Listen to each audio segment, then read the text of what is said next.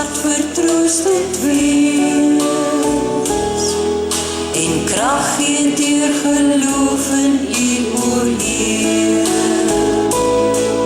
O Heer, help my om altyd so te leef, om ander hoër as myself te ag, ja, om liefde ander bo myself, en om eerder te gee as te verwag. Laat Heer die vrede deur my vloei, en laat ek hoop gee waar daar twyfel is.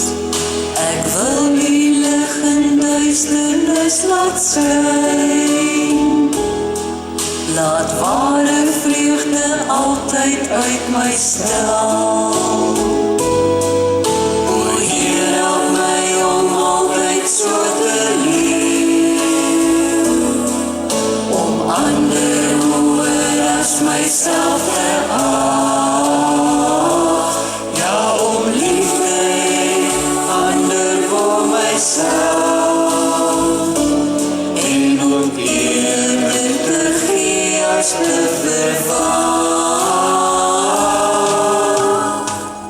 Laat Heer die vrede deur my vloei, leer my om ook soos U te kan vergeef, maak my bereid om aan myself te stel,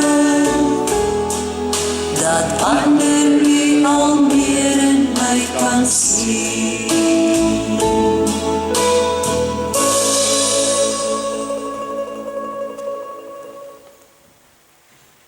Gemeente van die Here, ontvang die seën van die Here en gaan in vrede. Die genade van die Here Jesus Christus, die liefde van God en die gemeenskap van die Heilige Gees sal by julle wees